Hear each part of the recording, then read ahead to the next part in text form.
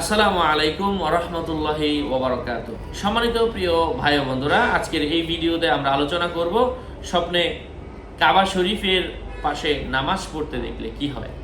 সাথে যুক্ত আছি আমি মুফতি জুবায়ের ইমাম। আলোচনা বুঝতে সাথেই থাকবেন। যারা এখনও চ্যানেলটি সাবস্ক্রাইব করেননি, সাবস্ক্রাইব করতে বলবেন না।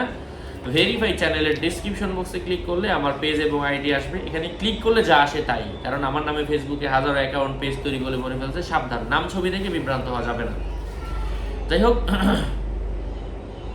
স্বপ্নে কাবা শরীফে নামাজ পড়তে দেখা এর অর্থ হচ্ছে সে নিজে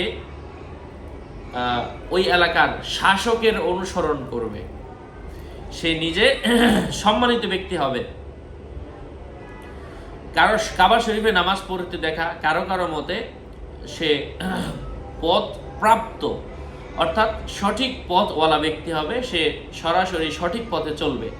কারণ আল্লাহ পাক বলেছেন ইহদিনা, কোরআনের আয়াতের মধ্যে এসেছে ইহদিনাস সিরাতাল মুস্তাকিম, আমাদেরকে সরল সঠিক পথে পথ প্রদর্শন করুন।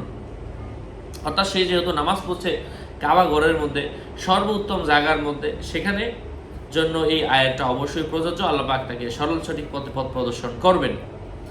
স্বপ্নে কোনো মানুষ যদি কাবার দিক ছাড়া অন্য কোনো দিকে, ভুল দিকে, অন্যদিকে কেবলার দিক ছাড়া অন্যদিকে নামাজ পড়তে দেখে এর অর্থ হচ্ছে ওই ব্যক্তি পথভ্রষ্ট হওয়ার আলামত। কারণ এ বিষয়ে হাদিসের মধ্যে এসেছে, আল্লাহ রাসূল সাল্লাল্লাহু আলাইহি ওয়াসাল্লাম বলেছেন, এক সাহাবীর সামনে নিয়ে তার সামনে দাঁড়িয়ে একটা রেখা টানলেন এবং এই একটা সোজা রেখে টেনে বললেন যে এই একটা রাস্তা সোজা জান্নাতের দিকে গিয়েছে, এবং ডানে বামে অনেকগুলো দাগ দিলেন, বললেন এগুলো হচ্ছে পথভ্রষ্ট রাস্তা।